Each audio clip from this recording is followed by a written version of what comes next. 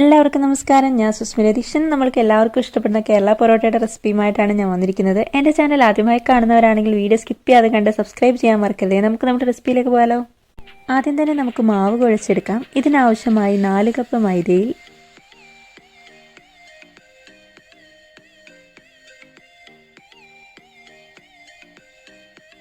ആവശ്യത്തിനുള്ള ഉപ്പും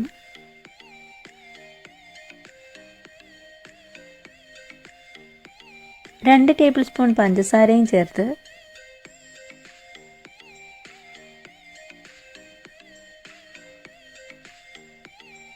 നന്നായി മിക്സ് ചെയ്തതിന് ശേഷം ഇതിലേക്ക് 200 ml തിളപ്പിച്ചാറിയ പാല് കൂടി ചേർത്ത് കുഴച്ചെടുക്കാം.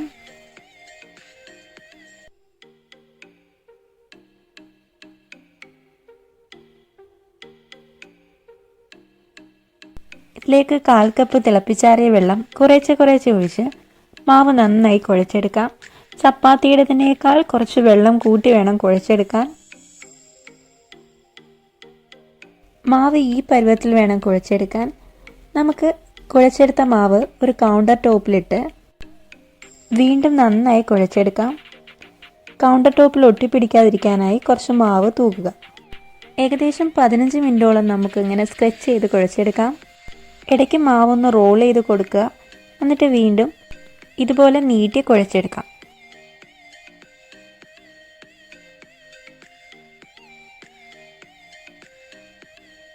ഇനി നമുക്ക് ബൗളിലേക്ക് കുറച്ച് എണ്ണ പുരട്ടിയതിന് ശേഷം കുഴച്ചു വെച്ച മാവ് അതിലേക്ക് എടുത്തു വെച്ച് അതിൻ്റെ മുകളിൽ വീണ്ടും നമുക്ക് എണ്ണ പുരട്ടി കൊടുക്കാം.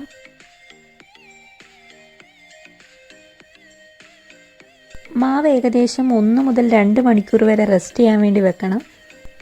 റെസ്റ്റ് ചെയ്യാൻ വെക്കുന്ന മാവിൻ്റെ മുകളിൽ ചെറിയ നനവുള്ള ഒരു തുണി നമുക്ക് ഇട്ട് കൊടുക്കാം. ഇപ്പോൾ ഏകദേശം 1 മണിക്കൂറോളം ആയിട്ടുണ്ട്. ഇനി നമുക്ക് മാവ് ഈ വലുപ്പത്തിലുള്ള ബോളുകളാക്കി എണ്ണ തടവി ഒരു പാത്രത്തിലേക്ക് വെക്കുക. ബോളുകളാക്കിയ മാവ് നമുക്ക് ഏകദേശം 15 മിനിറ്റ് കൂടി വീണ്ടും റെസ്റ്റ് ചെയ്യാൻ വേണ്ടി വെക്കാം. ഇപ്പോൾ ഏകദേശം 15 മിനിറ്റോളം ആയിട്ടുണ്ട്. നമുക്ക് കൗണ്ടർ ടോപ്പിൽ കുറച്ച് ഓയിൽ ഒഴിച്ചതിന് ശേഷം മാവ് ഇതേ രീതിയിൽ പരത്തിയെടുക്കാം.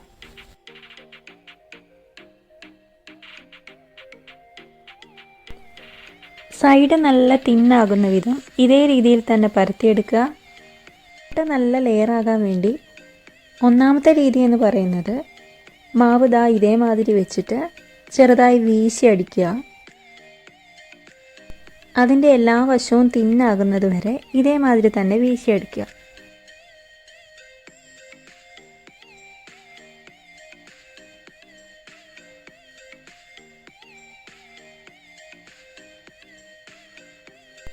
ഇതിലേക്ക് കുറച്ച് മാവ് തൂക്കി കൊടുക്കാം. അതിൻ്റെ കൂടെ തന്നെ കുറച്ച് എണ്ണയും കൂടി തൂക്കി കൊടുക്കാം.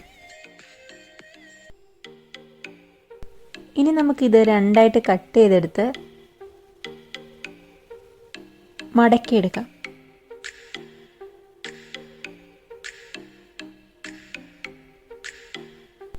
രണ്ടാമത്തെ രീതി എന്നത് നന്നായി പരത്തിയെടുത്ത മാവ് ഇതേ രീതിയിൽ കട്ട് ചെയ്തെടുത്ത്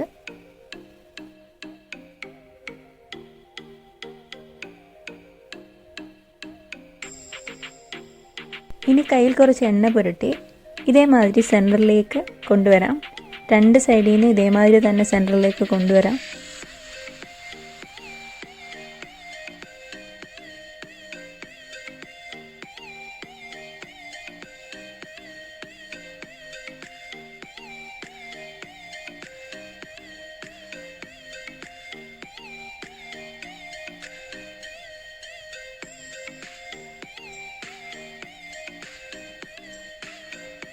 ഇനി നമുക്ക് 2 രീതിയിൽ ചെയ്തെടുത്ത മാവും ഇതേപോലെ തന്നെ ചുരുട്ടിയെടുക്കാം.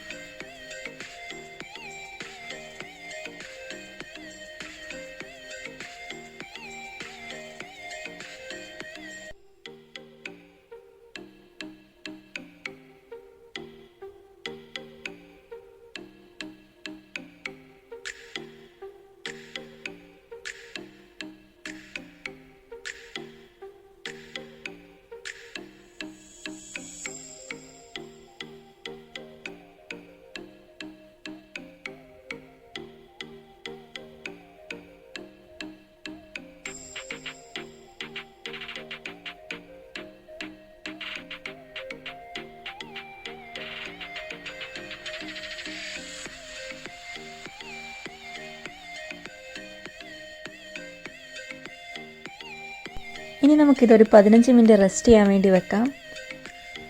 ഒരു നനഞ്ഞ ക്ലോത്ത് കൊണ്ട് വേണം ഇത് മൂടി വെക്കാൻ. ഇപ്പോൾ ഏകദേശം 15 മിനിറ്റ് ആയിട്ടുണ്ട്. ഇനി നമുക്ക് ആദ്യം റോൾ ചെയ്ത് വെച്ച മാവ് ആദ്യം തന്നെ എടുത്ത് ഇതുപോലെ ചെറിയ രീതിയിൽ പരത്തിയെടുക്കാം.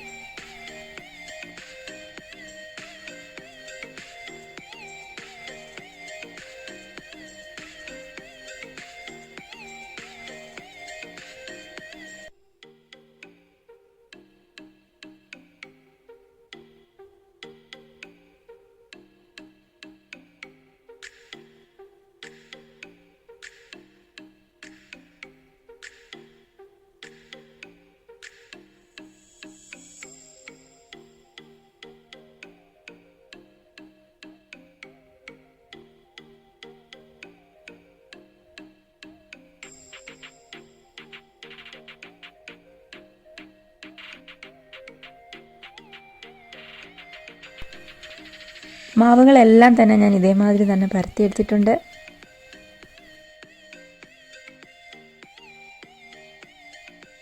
ഇനി നമുക്ക് നന്നായി ചൂടായ തവയിൽ കുറച്ച് എണ്ണ തൂക്കി കൊടുത്തതിന് ശേഷം ഓരോ പൊറോട്ടയും പാനിലേക്കിട്ട് ചുട്ടെടുക്കാം.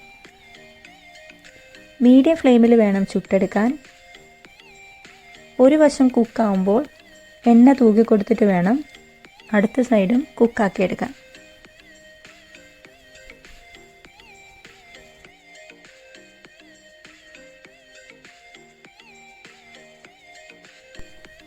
നമ്മുടെ 2 രീതിയിൽ ഉണ്ടാക്കിയ പൊറോട്ടകൾ നല്ല ലെയറൊക്കെ ആയിട്ട് വന്നിട്ടുണ്ട്.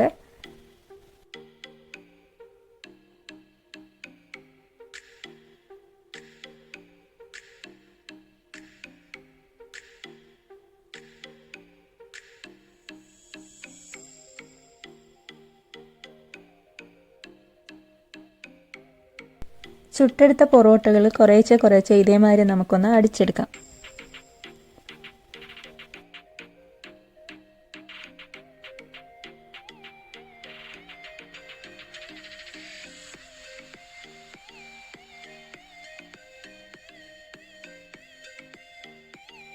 നമ്മളുടെ മൾട്ടി ലെയർഡ് പൊറോട്ട ഇവിടെ റെഡി ആയിട്ടുണ്ട്. എല്ലാവരും ഇതൊന്ന് ട്രൈ ചെയ്ത് നോക്കുക. നിങ്ങളുടെ അഭിപ്രായങ്ങളൊക്കെ കമൻറ്റുകളായിട്ട് പറയുക. വീഡിയോ ഇഷ്ടപ്പെട്ടാൽ ഫ്രണ്ട്സിനും ഫാമിലിക്കും ഒക്കെ ഷെയർ ചെയ്ത് കൊടുക്കുക. നമ്മുടെ പൊറോട്ടയുടെ നല്ലൊരു കോമ്പിനേഷനായ ബീഫ് പെപ്പർ ഫ്രൈയുടെ വീഡിയോയുടെ ലിങ്ക് ഡിസ്ക്രിപ്ഷൻ ബോക്സിലുണ്ട്. എന്നിട്ട് അതും എല്ലാവരും ട്രൈ ചെയ്ത് നോക്കുക.